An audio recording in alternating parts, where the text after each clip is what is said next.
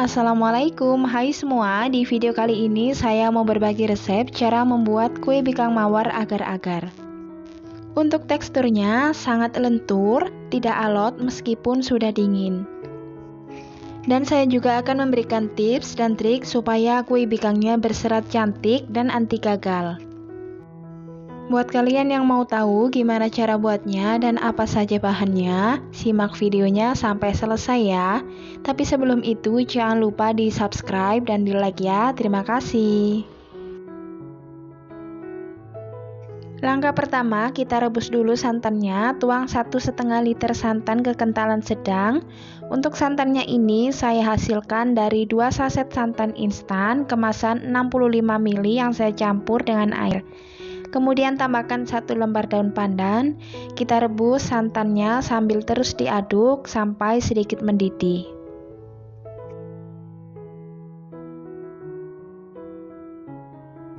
Kalau sudah mulai muncul buih-buih kecil seperti ini mulai mendidih santannya. Dan kita matikan api kompornya.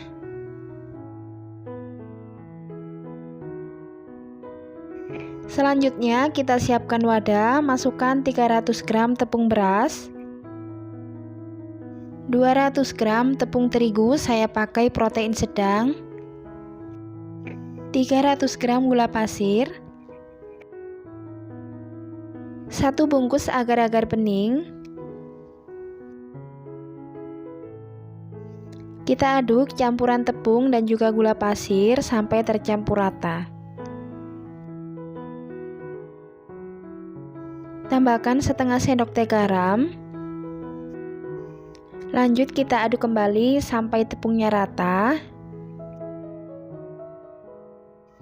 Kalau sudah rata, selanjutnya kita tuang santan panas secara bertahap, jangan langsung semua.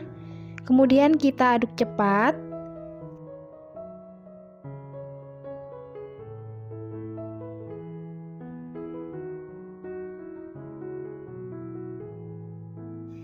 Nah, kalau sudah seperti ini, selanjutnya mau saya mixer supaya hasilnya lebih cepat merata. Kita mixer dengan kecepatan rendah. Nah, kali ini saya pakai mixer supaya hasilnya lebih cepat merata karena adonannya banyak dan berat. Kalau kalian nggak punya mixer juga bisa mengaduk pakai tangan atau manual.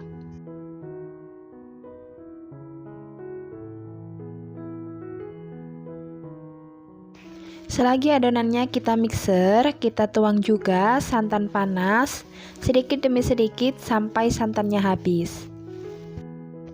Kalau di mixer, hasil seratnya itu tidak berpengaruh ya, jadi baik pakai mixer ataupun manual, hasilnya sama-sama berserat.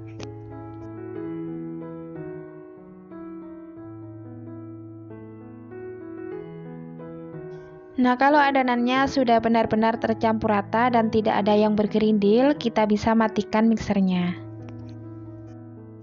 Nah, untuk hasil adonan atau kekentalan adonannya kurang lebih seperti ini ya. Jadi tidak terlalu kental dan juga tidak terlalu encer. Kemudian adonannya ini akan saya bagi menjadi 3 bagian. Nah, ini adonannya sudah saya bagi menjadi 3 bagian. Untuk yang putih ini lebih banyak ya. Nah, untuk adonan yang putih saya akan tambahkan pewarna putih atau pemutih kue. Untuk takarannya 1/4 sendok teh bubuk pemutih dan saya campur dengan 1 sendok teh air. Untuk pemutihnya opsional ya, boleh pakai ataupun tidak. Nah, untuk menghasilkan warna hijau pandan yang cantik, di sini saya menggunakan pasta pandan. Kita beri secukupnya saja dan juga saya tambahkan pewarna makanan coklat sedikit saja.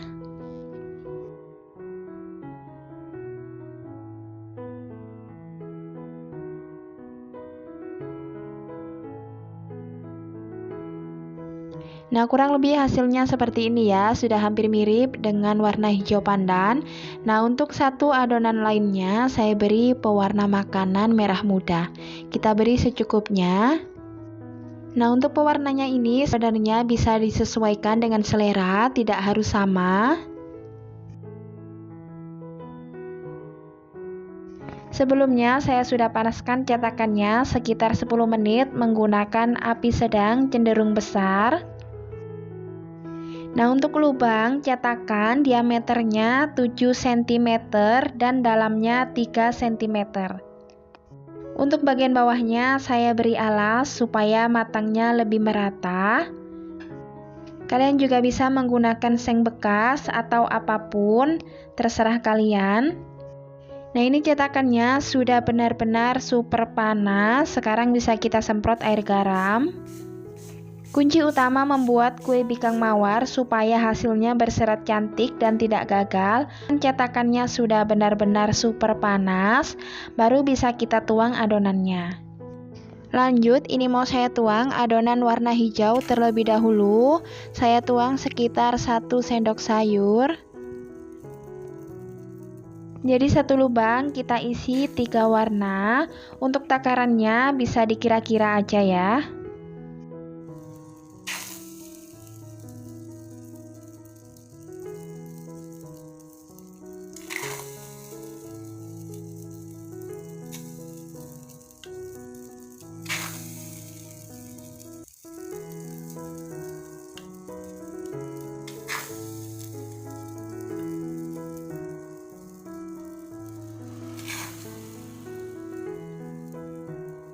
Nah, kalau bagian pinggirannya sudah mulai berubah warna dan sedikit matang, kita tuang adonan yang warna putih. Kita kira-kira aja ya untuk takarannya. Usahakan menuang adonan tepat di tengahnya supaya susunan warnanya cantik kalau sudah matang.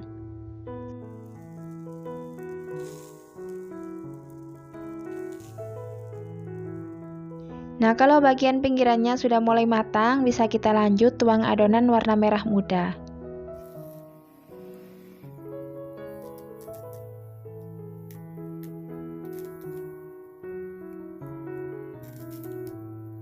Nah, setelah adonan warna muda selesai dituang, sekarang kita kecilkan sedikit saja apinya supaya bagian bawah kue bikangnya tidak gosong.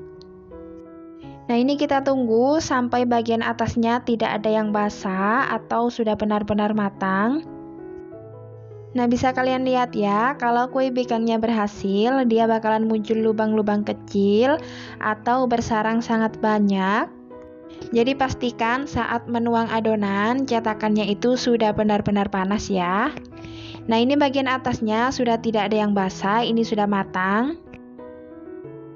Di sini sudah saya siapkan handuk yang saya basahi dengan air dan saya taruh di atas nampan. Kemudian saya letakkan cetakan kue bikangnya di atas handuk basah. Pelan-pelan saja karena sangat panas. Saya tutup sebentar supaya uapnya tidak masuk ke dalam kue bikangnya. Nah, kalau uapnya sudah menghilang, bisa kita buka tutupnya. Untuk mengeluarkan kue bikangnya dari cetakan, cukup kita cungkil aja pakai sendok seperti ini. Nah, untuk cara mencetak selanjutnya tetap sama seperti cara mencetak yang pertama ya. Nah, ini hasilnya setelah kita keluarkan semua dari cetakan. Nah, ini hasilnya sangat cantik. Lubangnya banyak banget, untuk teksturnya sangat kenyal dan lentur. Untuk bagian bawahnya juga tidak gosong. Saya juga sudah siapkan sudi bikang atau alas kue bikang ya. Selanjutnya di sini sudah saya siapkan gelas.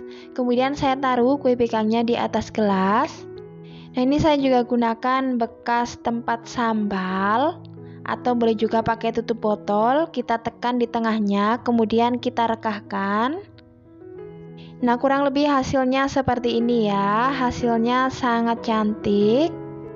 Pastikan saat merekahkan kue bikangnya ini masih dalam keadaan panas ya, jangan sudah hangat, karena kalau sudah hangat kue bikangnya jadi susah direkahkan. Nah, ini kue bikangnya kita lanjut rekahkan sampai selesai.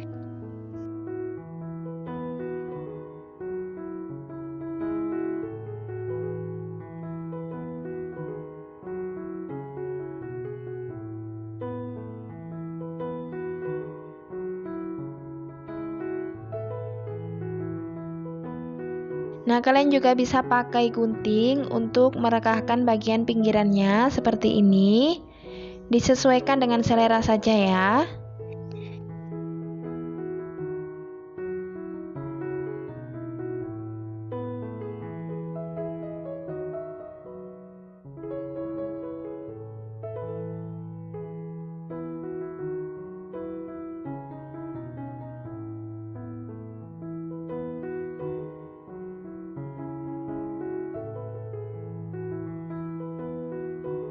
Nah, untuk hasil kue pikangnya ini bisa kalian lihat hasilnya sangat cantik, bentuknya mirip seperti bunga, bersarang. Untuk hasil seratnya juga sangat cantik. Nah, ini dia hasil kue pikang mawarnya yang sudah selesai direkahkan semua. Satu resep ini menghasilkan 18 buah kue pikang mawar. Sebelum dikemas ke dalam plastik, pastikan kue pikang mawarnya sudah benar-benar dingin ya. Nah, untuk mengemasnya saya menggunakan plastik OPP ukuran 10 x 10 cm. Nah, karena ini pesanan orang, jadi maaf ya saya tidak bisa mencicipinya.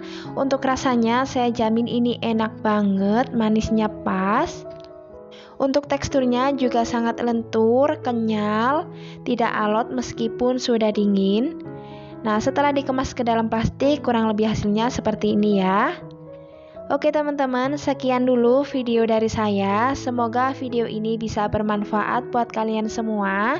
Sampai jumpa di video selanjutnya. Terima kasih. Wassalamualaikum warahmatullahi wabarakatuh.